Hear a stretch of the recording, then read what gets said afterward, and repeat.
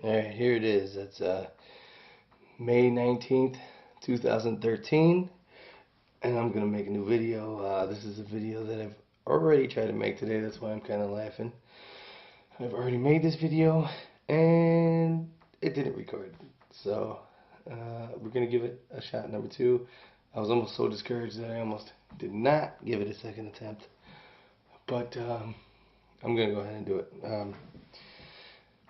This is a video that I've been debating for a long time whether or not to make, because there's already a lot of these videos out there, and holy cow, it's been snowing hard all day. There's a window right behind the camera trying to give some backlight, and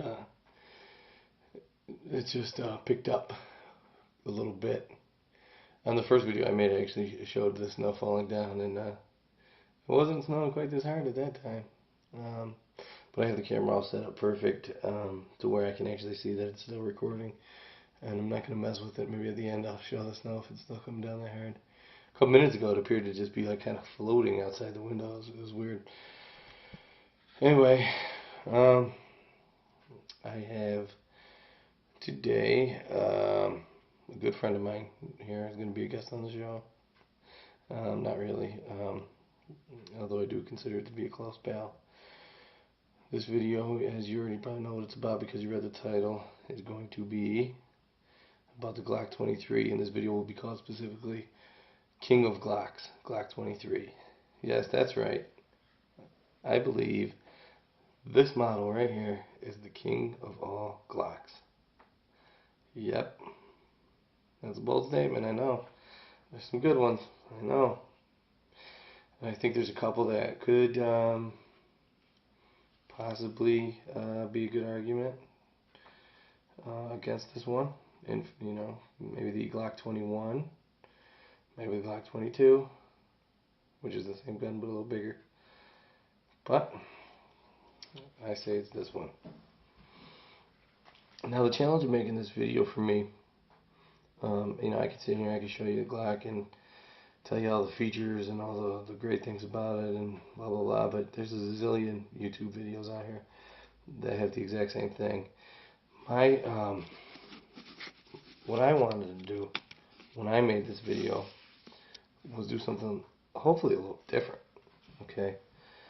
And that's hard because a lot has been done by a lot of really good guys, and you know, how can I compete with a Hickok 45 video where I go out there and I shoot 300 rounds and you know, give all the good information that he gives. You know, I can't. So I'm just gonna maybe try and think of some things that haven't been, you know, said about this gun, or aren't said as often, and things that I really like. You know, we're all familiar about how, you know, I think we're all familiar about how easily one of these is taken apart and comes down. I mean, the gun has already been checked for safety because I already did a video, but we'll check it again.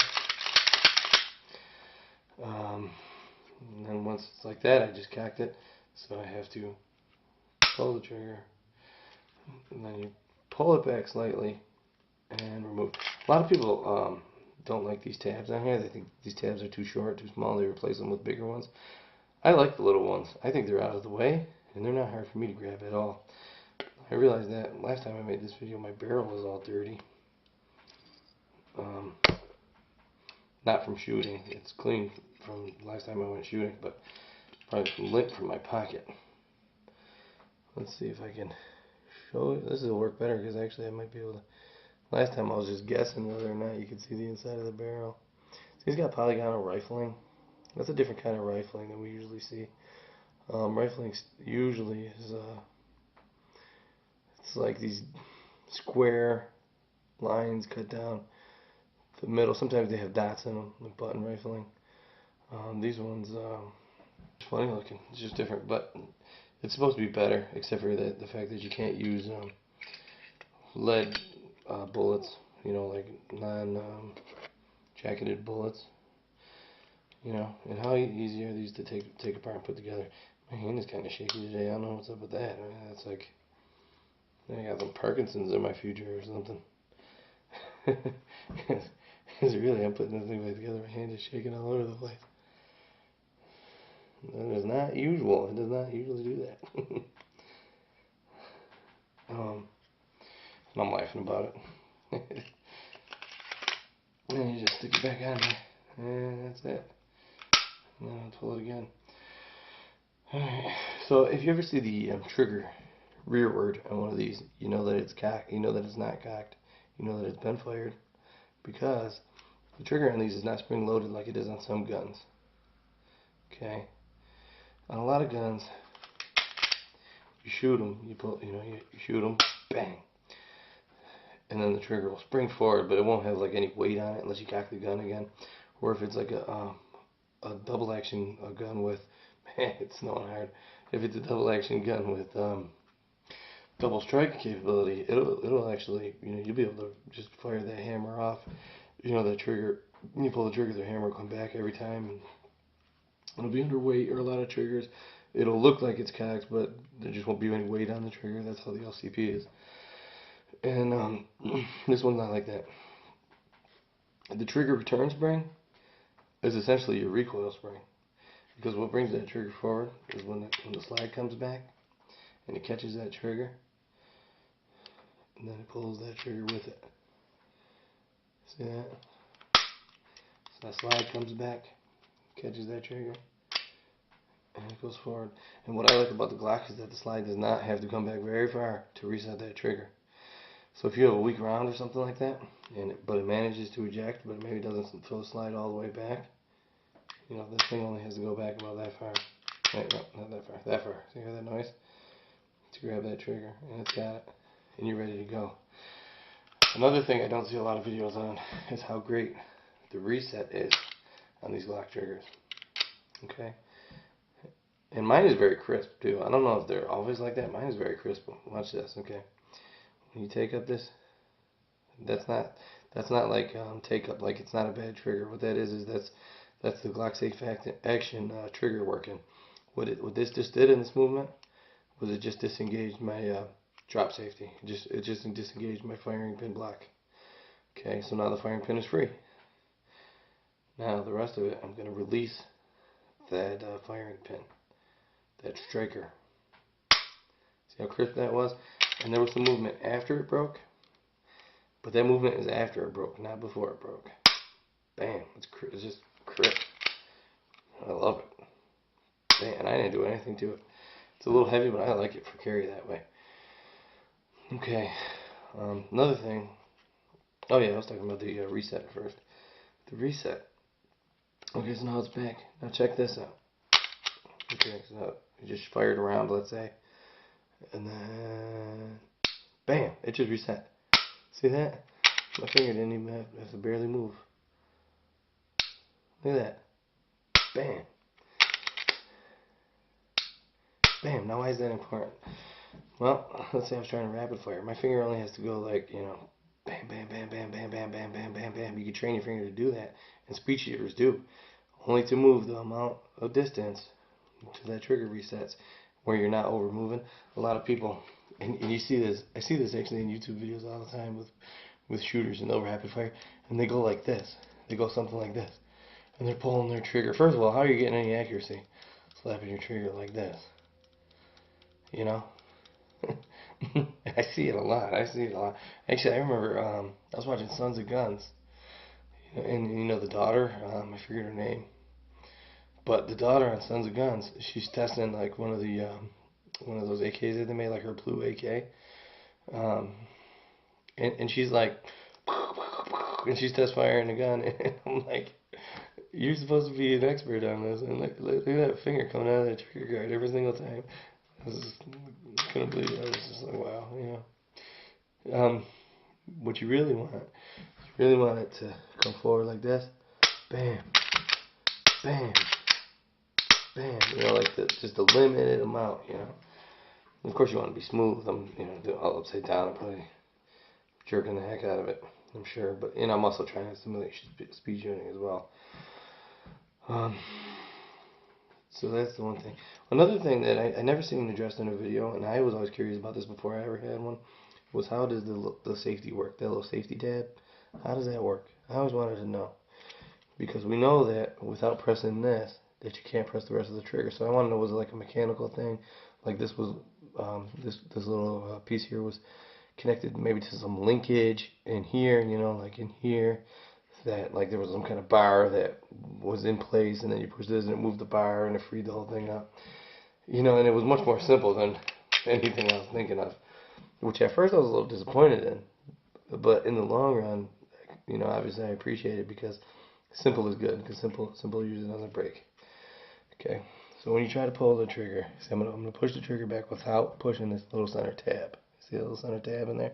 I'm not gonna push that. I'm just gonna push the trigger back. Bam! It locked up. See that? It won't go back. Right? So that's how the safety works. Now I try to figure out, you know, how does it do that? The way it does it. And I don't know if you can see it. Maybe there you can see it. There's like a little piece in the back that sticks out at actually right on the back of the trigger. That is like it's the other side of this tab, and it sticks out and it hits this back wall. You know, it hits this piece right here, right in the back of this, like this trigger housing. You know, like the back of this trigger guard. That would, you know, it's really not a piece part of the trigger guard. It's more so part of the. Let's see if I can get the light in there. Get it real good. And it hits this back wall here.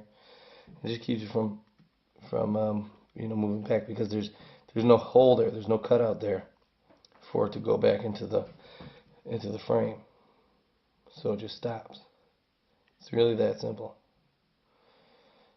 And then when you push on the tab, since it's all one solid piece and it's on a hinge, and actually you can see the hinge right there. See that pin? That little circle there? That pin is the hinge. So when you push on it, actually you can see it there. You can see it upside down. I had to hold it upside down. Here we go. See that? So if I try to pull this back, bam! The little back part right there gets jammed up against the wall. Oh, when you push on this, it just swings it on that hinge, clears it out of the way, makes it all fall in line with the trigger, and then you're good. See? That's how that works. And it's just a piece of plastic. It's like not all that sturdy feeling necessarily, but I've never heard of one failing. They work, so no complaints from me on that. I mean, it's simple, it's lightweight. I'm all for it. So, you know, I picked this is the king, because the king of Glocks, because when you have the 40 caliber round, you have a round that at the muzzle in a lot of loadings is the same muzzle energy. Oh, excuse me. Breakfast coming back to haunt me. Is the same muzzle energy as a 45. I always wanted a 45. I wanted a Glock 30. That was going to be my first Glock for years. For years when I lived in communist New York, that was going to be my first Glock. But what happened was I gained some more experience in other firearms, and I realized that carrying the thickness of the gun, that's this measurement here, was so important. You know, and you hear it a lot, but it is the truth. There's two measurements that I will tell you for a fact, from my experience, are the most important measurements when you're considering a gun for carry. And the length is not one of them. That's probably the third most important, but it is not the first or the second. The first and the second most important measurements for considering a carry gun: thickness. That's probably number two, to be honest. Number one, this length, the grip length, because when you're carrying and you're carrying your pants and your gun sticks up out of your pants like this, especially because if you carry like in the 3 to 5 o'clock position, like most people do, you're probably going to want a little bit of a forward cant, which means that the gun doesn't sit in your pants like this. It sits in your pants like this. What did you just do? You just made that gun taller, right? Well, you know, this thing right here sticks up out of your pants, bulges out of your shirt. I mean, sometimes it's obvious you're carrying something here. That's why a lot of people like the Glock 26 or the Glock 27, because this whole part is cut off. Now you just got a gun that's almost got the same slide length. You know, Glock 27 or Glock 26 is the same caliber as this gun, same width, and it's only actually like a half an inch shorter in this measurement. Only a half an inch. And we're only talking, it's only, you know, the gun ends like this. I mean, literally, that's what we're talking about. Basically, the front sight forward is gone. But where they're drastically smaller is right here. There's one whole finger notch missing. Gone. So, actually a little bit more than what I'm even showing. It's more like that. So now you got something you could really, you know, even canted. It's not that bad. It's really not that big. But the reason why this is the king and the 26 or 27 isn't the king is because this you do get the full grip, and it's not a very generous full grip.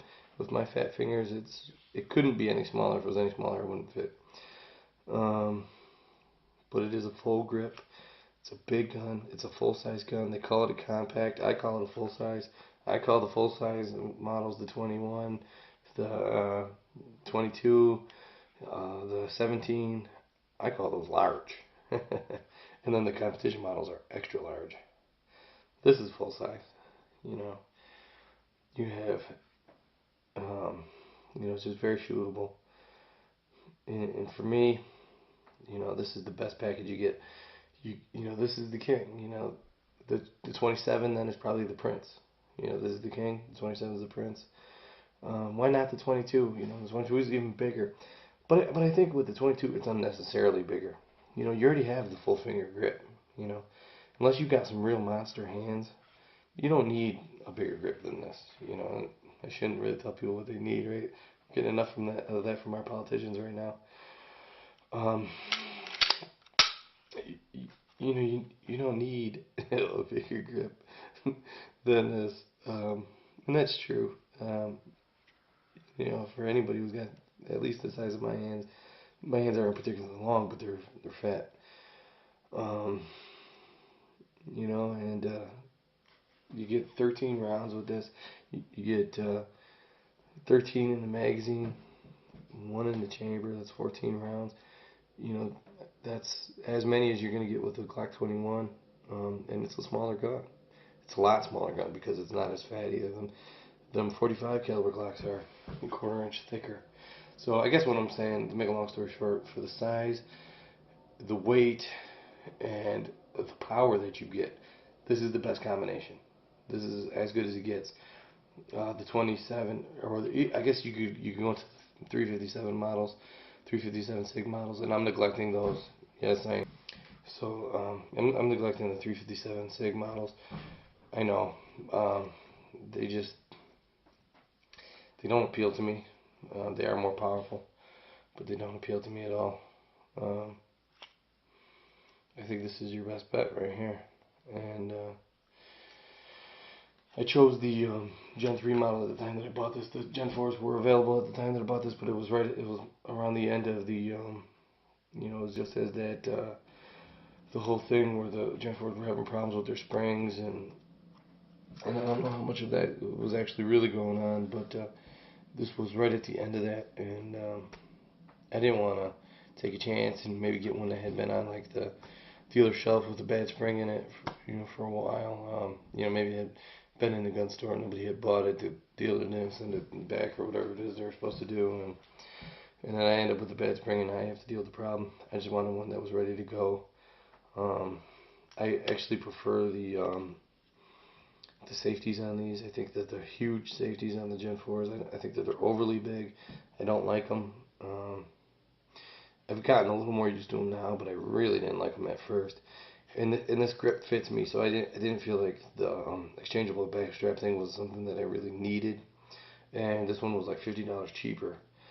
So all things combined, I said, you know what? In reliability, it was by far the most important thing to me. So I said, you know, I'm just gonna get the 3, and I've been happy with it ever since. I love it. I think it is a little slippery. I could see why a lot of people put like Talon grips or something on there. You know, I could see that. and I don't think I talked about it yet. One thing that's really awesome about these is, um, and you don't really hear too much about it, but to me it's a big deal.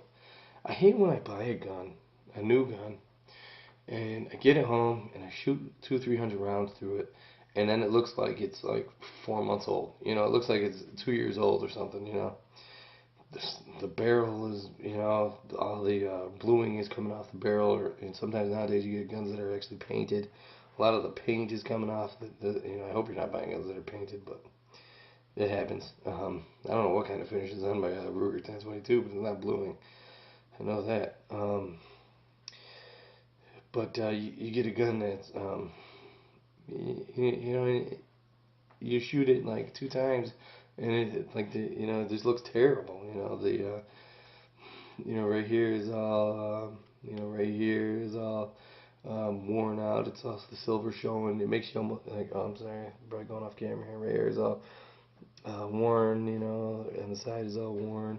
Some parts of the side, the barrel looks terrible. It almost makes you want to polish it, you know, because it's half silver now anyways, and I just hate that. That was one thing that's awesome about the Glocks is I have 300 rounds through this thing, and actually a little bit more than that, but probably about 375, and I've owned it a long time.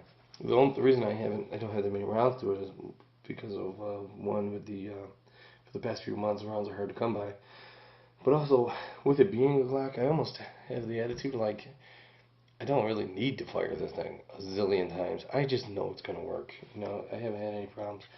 But anyway, 375 rounds to this thing, and I already, um, you know, showed you once. But look at this barrel. I mean, it's not flawless. You can see some lines there, but compare that to any other brand, you know, they just don't hold up like that. And then you realize this thing has been carried every day for, I don't know, many days on end. You know, it's been carried every day for over a year, and just in my pocket, in my backpack, wherever, and high wear areas, not always in a holster, sometimes in a holster. And I mean, and look at the slide. I mean, it just holds up. It really does. You know, the first part that wears is right there, the slide stop. And so if wear is important to you, because there's nothing worse than spending like $500 on a gun. You get it, you go take it shooting, and then it looks like, you know, or even $700 or $800 a gun, and you take it shooting, and the finish is coming off, you know, and that's no part of normal use. But to me, it kind of sucks, you know. You know, that's one thing I really love about Glock. You know, XD guys love their guns, and those are great guns and everything, but nobody has a finish like this. Nobody. You know, what is it? Maybe H&K. I hear some good things about their finish, but I don't think it's like this, though. And I've never had an H&K, but I've heard good things about them. You know, about the finish. I mean, I don't really care for their guns, to be honest. I think that they're way overpriced, but I'm getting sidetracked. The finish is just amazing.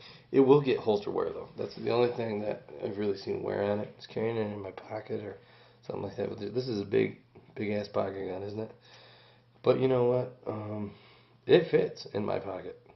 It fits. And if I have like some tighter pants on, I wouldn't recommend it because you print pretty bad. But with slightly baggy pants, and I'm not talking about like gangster baggy, I'm talking just a little baggy, it fits. And it fits well. What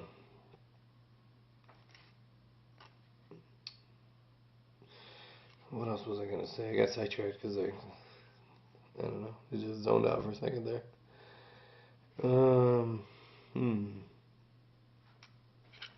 Probably edit this part out.